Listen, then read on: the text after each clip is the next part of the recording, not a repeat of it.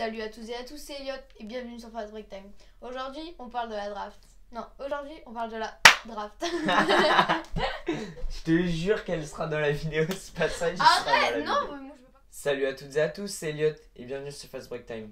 Aujourd'hui, on parle de la draft. J'ai déjà parlé de la draft sur Instagram et on a beaucoup qui sont venus me voir pour me demander ce que c'était. Donc la draft, c'est une cérémonie où les franchises choisissent à tour de rôle et les sélectionnent des joueurs qui sortent d'université, donc du championnat NCAA, de lycée, d'Europe ou d'autres championnats. Elle a été créée en 1947 et au début, c'était pas du tout le même principe. Normalement, elle a lieu en juin, mais à cause du coronavirus, cette année, elle aura lieu le 16 octobre. La draft, c'est la principale entrée pour les jeunes joueurs et pour les prospects. Parce que si tu te fais pas drafter, c'est très dur de rentrer dans la NBA. Un prospect, c'est un jeune joueur qui a un avenir prometteur. Alors oui, vous allez me dire, il y en a déjà qui ne se sont pas fait drafter et qui ont fait une grosse carrière. Ouais, c'est très rare. Récemment, on peut voir Kendrick Nunn qui est parmi les 3 meilleurs rookies de l'année. Et ouais, le petit meneur du 8, il s'est pas fait drafter lui aussi. À la draft, toutes les équipes ont un choix. Elles peuvent le transférer, mais à la base, toutes les équipes ont un choix. Vous allez aussi me dire, mais comment les équipes ont leur choix? C'est très simple. Après la saison régulière, il y a une loterie qui est mise en place. Cette loterie, comme le mot l'indique, c'est un peu le même principe qu'un loto. En fait, la loterie, c'est un tirage au sort. Plus les équipes sont mauvaises durant la saison régulière, plus elles ont de chance d'avoir le plus haut choix. En gros, plus t'es nul, plus t'as le bon choix. Plus t'es bon, plus t'as le mauvais choix. Ta place pour la draft se fait suivant la saison que tu viens de passer. Au total, il y a 60 places qui peuvent être prises par tous les prospects inscrits. Ces 60 places, elles sont divisées en 2 tours et dans les 2 tours, il y a 30 places. Depuis beaucoup d'années, elle a lieu à New York et depuis 2013, elle a lieu au Barclays Center, la salle des Brooklyn Nets. Adam Silver, le commissionnaire de l'NBA, pour ceux qui ne comprennent pas, le président de l'NBA, c'est celui qui s'occupe durant la draft d'annoncer aux joueurs en quelle position et par quelles équipes ils sont draftés. Plus les joueurs sont talentueux durant leur saison, plus ils sont choisis haut. En gros, la draft, c'est un peu comme un classement du meilleur joueur. Tout l'été, les prospects s'entraînent dur, se filment, postent sur les réseaux sociaux et envoient des rapports à chaque équipe. Un petit peu avant la draft, il y a un événement qui est très déterminant. Et ouais, il y a le NBA Combine. Le NBA Combine, c'est un ensemble de terrains où tous les dirigeants de la ligue sont présents pour évaluer les futurs draftés.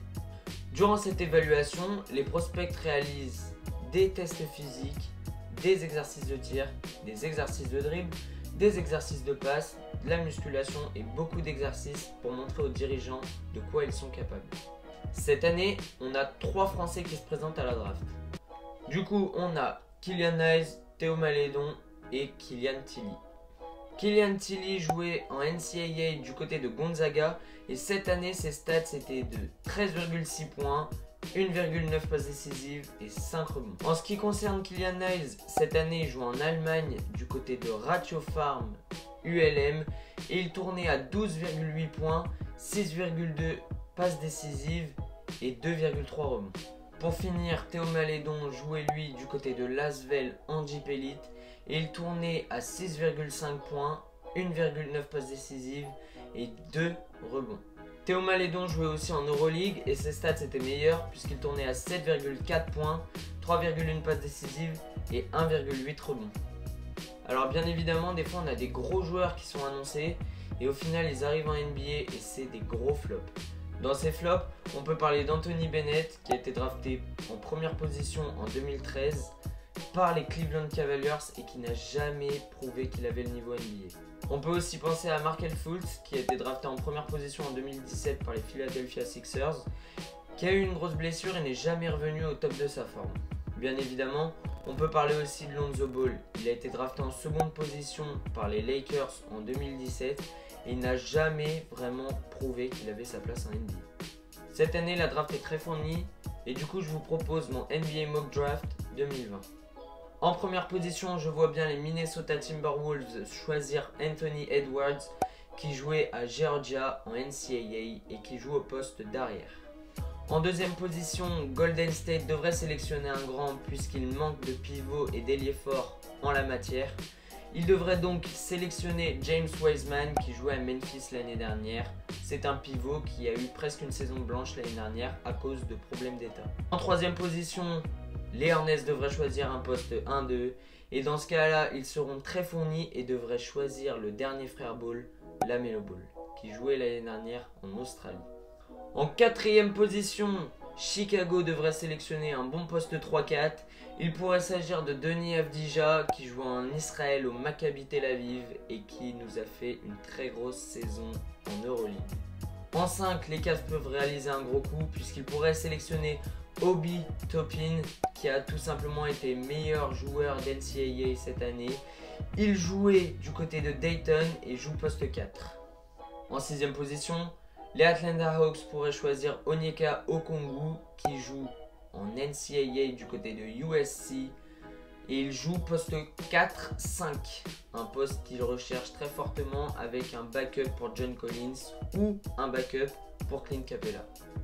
En 7, les Detroit Pistons devraient sélectionner notre Frenchie Killian Hayes. Il jouait donc cette année du côté de l'ULM en Allemagne et joue au poste de meneur. En 8ème position, les Knicks de New York, qui se retrouvent encore très désavantagés par leur choix de draft, pourraient drafter Isaac Okoro qui joue poste 2-3 et jouait cette année du côté de Auburn.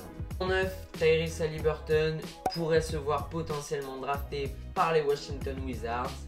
En effet, le petit meneur et le passeur fou de Iowa State pourraient faire la parfaite doublure derrière John Wall qui reviendra l'année prochaine.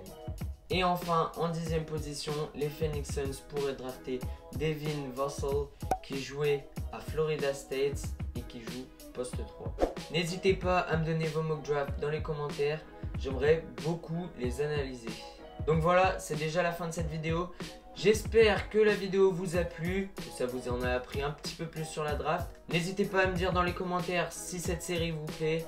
Si vous aimez que je vous apprenne les termes et toutes les choses qui sont par rapport au basket, n'hésitez pas bien sûr à vous abonner, à activer la cloche parce que c'est très important, à lâcher un commentaire et à lâcher votre petit like, ça me ferait super plaisir et surtout ça mange pas de pain. Je vous invite aussi à venir me suivre sur Instagram, j'y suis très actif et on parle beaucoup d'actualité. Donc c'est tout pour moi, je vous remercie d'avoir regardé la vidéo.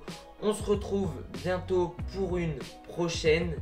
Je vous dis à bientôt, c'était Elliot, salut la team.